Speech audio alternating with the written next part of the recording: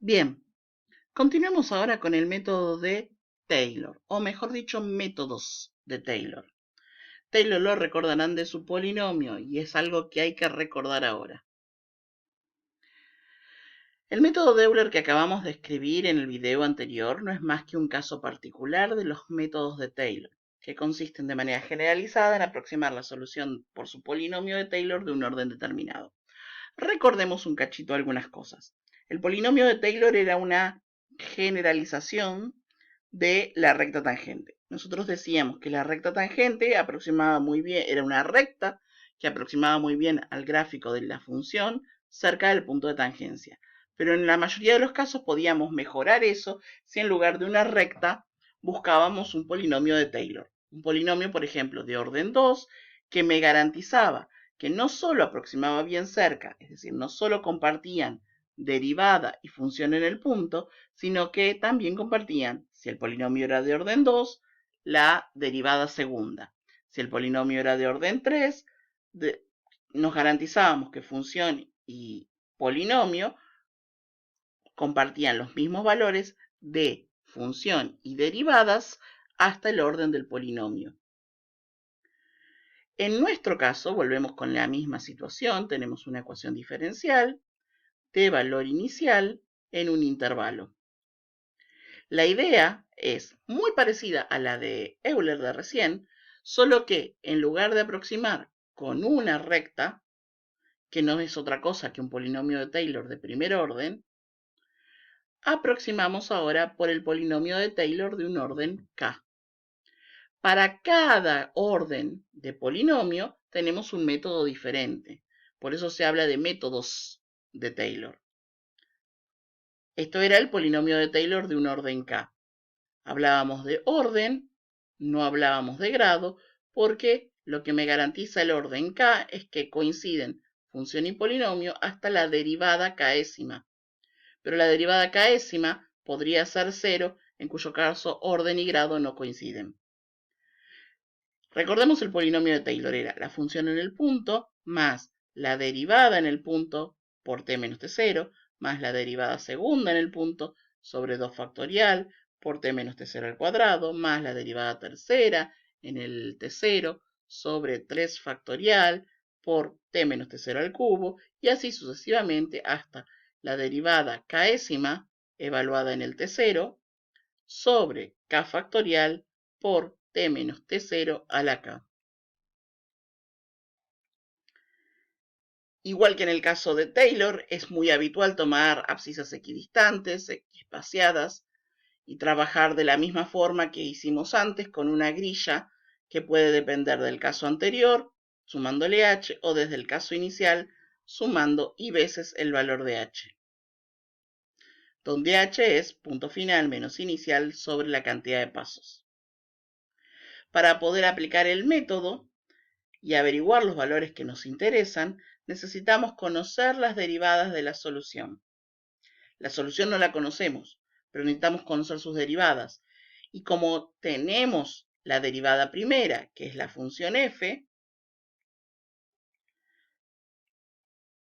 por ejemplo, si necesitamos la segunda derivada, la calculamos derivando la expresión anterior, derivando la f, respecto de la variable t. Hay que tener el cuidado ahora de que ahora esa f o esa i es una función de dos variables. Es una función que depende de t y de i. Y la i a su vez depende de x. O sea que lo que tenemos ahí es regla de la cadena en todos los casos.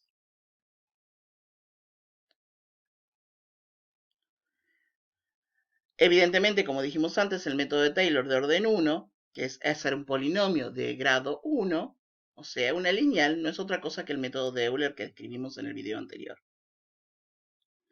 Vamos a analizar un ejemplo, el método de Taylor de orden 2 con un ejemplo.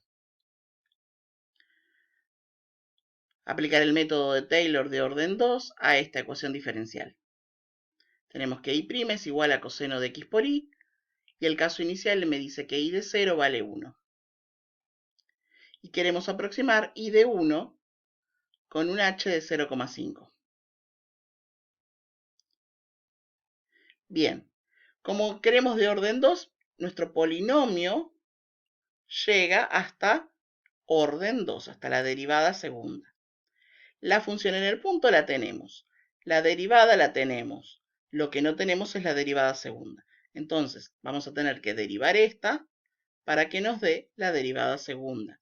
Así armar nuestra expresión. Y una vez que tenemos la expresión, después sí se trata de aplicar lo mismo que hicimos con Euler. Sabemos entonces que la f, o sea, la derivada de la y, es el coseno de x por y. Y no olvidamos que y es una función que depende de x. Partiendo del 0, llegamos al caso x1, que sería en el 0,5, sumándole el h. Bueno, tenemos esta función, necesitamos la derivada respecto de x de esta función. Bueno, ya acá la fui haciendo, después ustedes la revisan y confirman de que yo derivé bien. Y tenemos esta derivada. Ahora reemplazamos en la función y nos queda esto.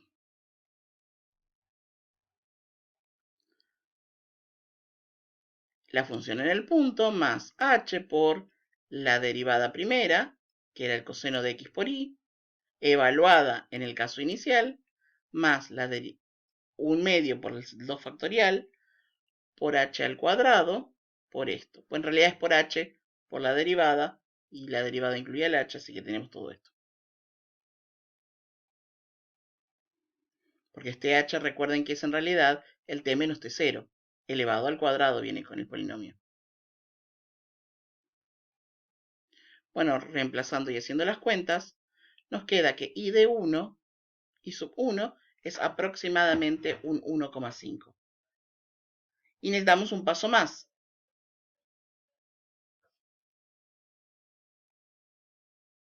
Para llegar al 1 que estábamos buscando. Afortunadamente acá la expresión es la misma, no tenemos que volver a derivar. Tendríamos que volver a derivar si yo quisiera un orden 3.